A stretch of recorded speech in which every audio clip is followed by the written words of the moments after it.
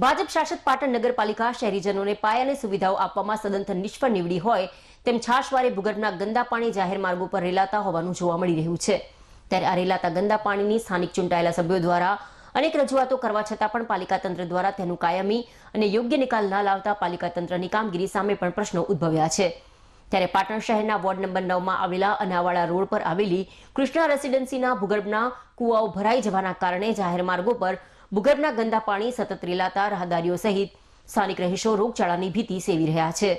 ત્યારે જીયુડીસી દ્વારા આ વિસ્તારમાં ભૂગર્ભની કામગીરી કર્યા બાદ સ્થાનિક બિલ્ડર દ્વારા ભૂગર્ભના ગેરકાયદેસર કનેક્શન લઈ લેવામાં આવ્યા હોવાનું પણ જાણવા મળ્યું છે। ત્યારે અગાઉ મહેન્દ્રભાઈ પટેલના શાસનકાળ દરમિયાન આ વિસ્તારમાં ભૂગર્ભનું પમ્પિંગ સ્ટેશન બનાવવાનું હતું, પરંતુ કારણોસર તે પમ્પિંગ સ્ટેશન ન બનતા આજે આ તમામ વિસ્તારોમાં ગંદા પાણી રેલાતા સ્થાનિક લોકો ત્રાહિમામ પુકારી ઉઠ્યા છે। આ અંગે વોર્ડ નંબર 9ના જાગૃત કોર્પોરેટર નરેશ દવેએ સામાન્ય સભામાં કૃષ્ણા રેસિડેન્સીમાં સતત ઉભરાતા ભૂગર્ભના ગંદા પાણીને લઈને રજૂઆતો પણ કરી હોવા છતાં આજ દિન સુધી પાલિકા તંત્ર દ્વારા કોઈ જ કાર્યવાહી કરવામાં ન આવતા સ્થાનિક રહીશો મૂંઝવણમાં મુકાયા છે। ત્યારે વોર્ડ નંબર 9ના જાગૃત કોર્પોરેટર નરેશ દવેએ જણાવ્યું હતું કે સામાન્ય સભામાં કૃષ્ણા રેસિડેન્સીમાં સતત રેલાતા ભૂગર્ભના ગંદા પાણીની રજૂઆત કરાતા નગરપાલિકા દ્વારા આ લાઈન જીયુડીસીએ નાખી છે તો પાલિકાની કોઈ જવાબદારી થતી ન હોવાનું જણાવ્યું હતું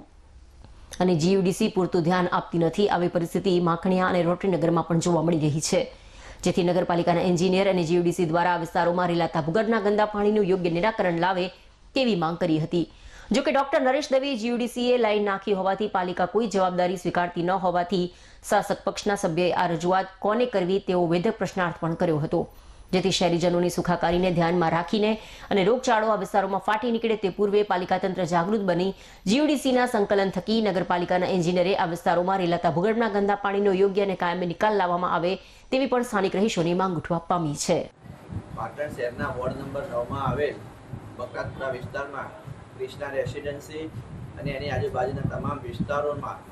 જે તે વખતે જીયુડીસી દ્વારા ભૂગર્ભ ગટરની લાઈનો નાખવામાં આવેલી, પરંતુ ત્યારબાદ ત્યાં જે પમ્પિંગ સ્ટેશન બનાવવાનું હતું, મહેન્દ્રભાઈ વકીલ પ્રમુખ હતા એ વખતની વાત છે, પણ તે પમ્પિંગ સ્ટેશન આજ દિન સુધી બન્યું નથી, જેના કારણે ગટરોના જોડાણ લોકોએ વારંવાર ડાયરેક્ટ જે એજન્સીએ નાખ્યા હતા એમાં જોડી દીધા અને એના કારણે સતત પાણી ઉભરાવાના પ્રશ્નો ચાલુ રહે છે। આ બાબતે અમે ગત સામાન્ય સભામાં પણ રજૂઆત કરેલી કે આ કૃષ્ણા રેસિડેન્સીનો જે ભૂગર્ભનો પ્રશ્ન છે એ સોલ્વ કરવો જોઈએ, પણ નગરપાલિકા એમ કહે છે કે જીયુડીસી નાખી એટલે અમારી કોઈ જવાબદારી નહીં અને જીયુડીસી વાળા કોઈ પૂરતું ધ્યાન આપતા નથી। તો મારી વોર્ડ નંબર 9ના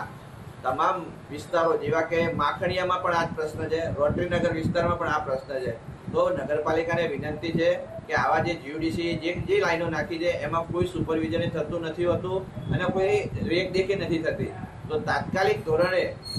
નગરપાલિકાના એન્જિનિયર દ્વારા જીયુડીસી દ્વારા માખણીયા, રોટરીનગર અને કૃષ્ણા રેસિડેન્સી એટલે કે બકરાતપુરા ત્રણેય વિસ્તારોમાં સતત ગટરો ઉભરાય છે અને ગરીબ માણસો પછાત વિસ્તારમાં રહેવાથી કંઈ બોલી શકતા નથી। અમે લોકો અમારી રજૂઆત કરી છે, પણ અધિકારીઓ એમના કાને નાખીને એક કાનેથી સાંભળીને બીજા કાને કાઢી નાખે છે। તો અમારે આ રજૂઆત કોને કરવી એ હવે અમારા માટે પણ પ્રશ્ન થઈ ગયો છે।